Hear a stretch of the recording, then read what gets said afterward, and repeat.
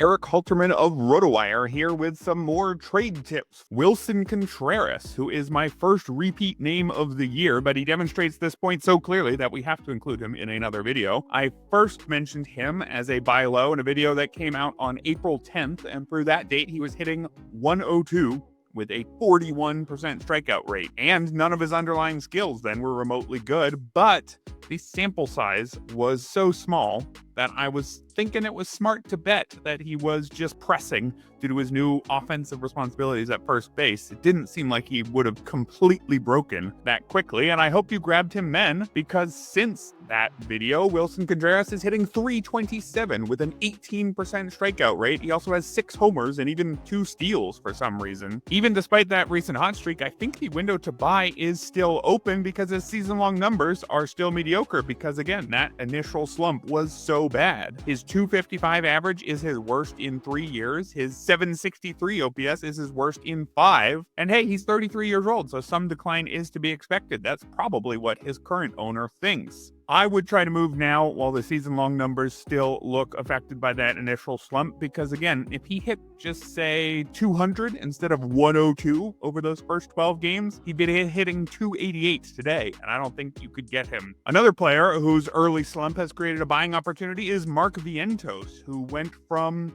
unplayable in 2023 to a borderline star last year, which was very exciting, but which also meant that people were willing to jump ship faster this year because he just doesn't have a very long track record. And Vientos hit just 109 with 0 homers in his first 13 games this year. He cut his strikeout rate, though, from 30% last year to 18% over that initial 13-game stretch, but he was held back by a 152 BABIP. Since that slump ended, Vientos is hitting .309 with 5 homers in 25 games. He's striking out a bit more, but a 22% strikeout rate over that stretch is perfectly fine. Now again, his overall season numbers remain disappointing. He's hitting just .243 with a .721 OPS and just those 5 homers because he had none over that initial slump. I do, however, still see one negative in Vientos' underlying numbers, and that's that he's not pulling the ball. He pulled 42% of batted balls last year, which is a little bit above league average.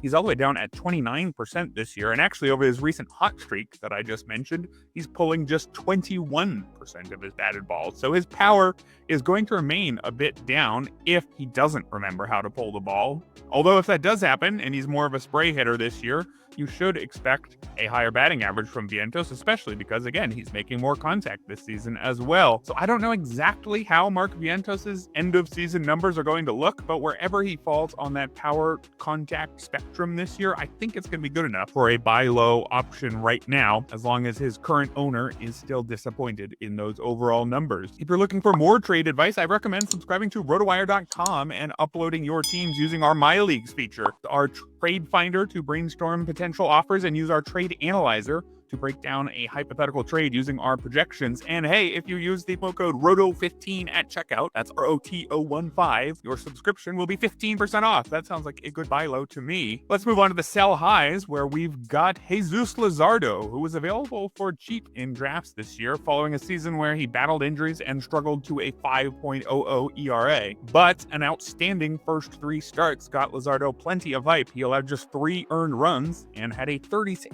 strikeout rate in those 3 outings. And now that he's a Philly, and the Phillies seem to be pretty good at developing pitchers lately, it was pretty easy to buy in. I think Luzardo cemented a bit of a reputation there, which you might be able to take advantage of. His last 5 starts, his ERA is actually still excellent, 2.48, but his strikeout rate has fallen all the way to 21%. His whip has also jumped up to 134. Definitely not saying I'm out on Luzardo by any means, but you have a chance to move him now while the hype outpaces his performance. This is a guy who reached a 30% strikeout rate at his peak, and he looked like he might be back there over his first few starts, but that 21% strikeout rate over his last 5 outings is an exact match for what he did last year when he had quite a poor season. Also, can't forget Luzardo's injury history, unfortunately. Health in April and May doesn't necessarily mean health in July and August, so if you have a chance to move him now, before his first actually bad start and before whispers of an injury start popping up, you might be able to get more than you actually deserve for Luzardo based on the strength of those initial 3 excellent outings. And finally, another sell high here is Tyler Soderstrom, and I actually recommended him as a buy in that same video as Willson Contreras, and I don't regret that, even though I'm saying to sell now. I think that was early enough in the year that you still probably got a price I'd be happy paying. However, Soderstrom has cooled off since that video, and his overall numbers are still inflated by that early hot streak, and the buzz hasn't really gone away. People are still talking about Tyler Soderstrom, so you might be able to flip him for more than he's worth. At the time I recommended him over a month ago, he was hitting .354 with 6 homers in 13 games, had an 1197 OPS. Since then, though, he's added just 3 more homers in 28 games, hitting .259, which is fine, but hardly exciting, and he's got just a 702 OPS. His strikeout rate in that initial hot streak, 18.5%,